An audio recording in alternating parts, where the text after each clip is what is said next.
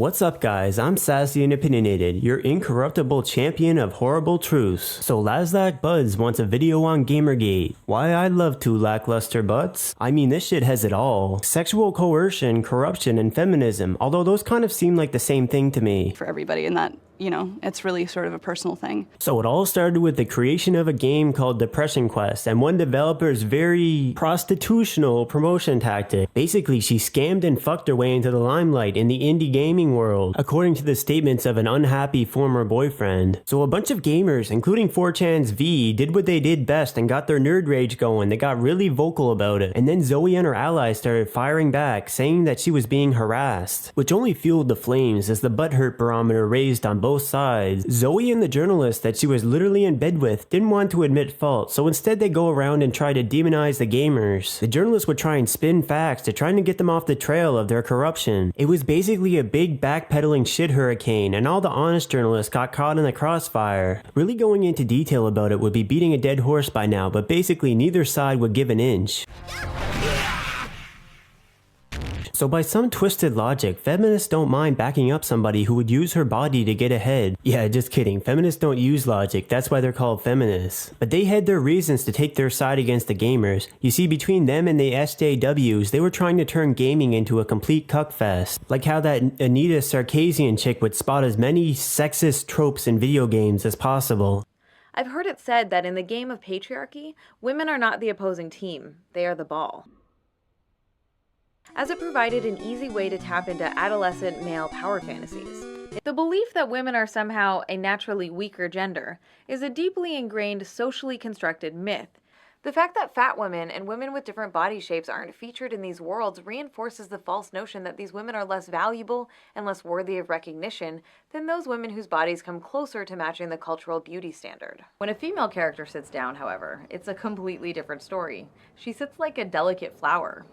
Why are these female characters in combat roles wearing high heels? I mean, these types have their ways of distorting reality into whatever shape suits them at the moment. In truth, the whole indie game industry was a big tight-knit circle jerk between these types, the developers, and the journalists. Like it was full-blown corruption, all at the expense of the gamers. It's a lot like how special interests and politicians conspire to get rich while fucking over the common person. Except it's actually a bunch of blue-haired bitches screaming patriarchy while they fucking suck their way to the top.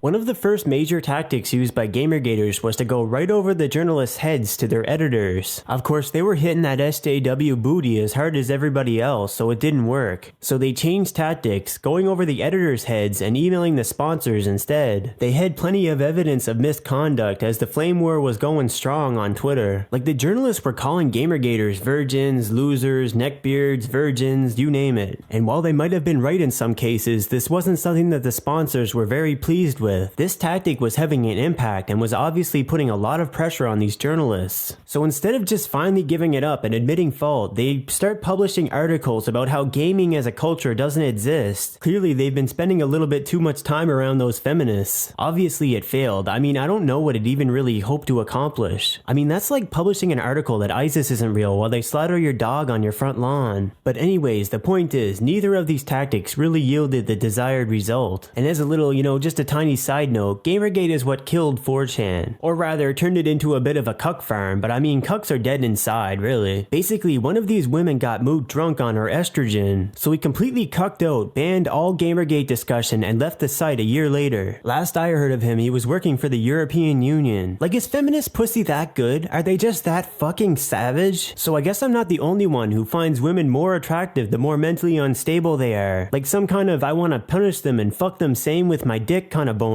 Anyways, Gamergate discussion moved to 8chan, along with a large swath of original fags. Of course, this is one of the big reasons why I like Poll. It's one of the last places where you can really talk about some real shit. I mean, aside from 8chan, of course, but as things stand, I don't know if they'll last. But really, Gamergate to this day hasn't really had a firm conclusion. People have just gotten tired of it. But really, it was just a taste of things to come, as now all media is infected by this bullshit. You could say that Gamergate started in V, but ended up in Poll. The stakes are much higher than mere vidya now. Really, that's the point that I wanted to get to, guys, that Gamergate was just a taste of things to come. Corruption and cultural Marxism is on a level now where it's become the norm. Everyone panders and censors to the tune of the wishes of those in power. It's penetrating all forms of media, and every form of dissent is being demonized. Oh, and because I've gotten into a big shitty argument about this before, let me spell this out for you. Communism is built on the lie that people are equal. It's merely used as an impossible goalpost to consolidate power. All this constant pandering, all this social justice bullshit is no different. I can't speak for the gullible fools parroting it, but to the people who are actually pushing this stuff, it's all about power. But yeah, guys, I hope you liked my little rundown on Gamergate. I didn't get into too much detail, but that's mostly because it's already been done to death. I mean, what the fuck do you think this is? Just another shitty copycat channel? I'm fucking Sassy. And when you like my opinions, remember to share them. Until next time, this is Sassy saying we need more Overwatch Rule 34.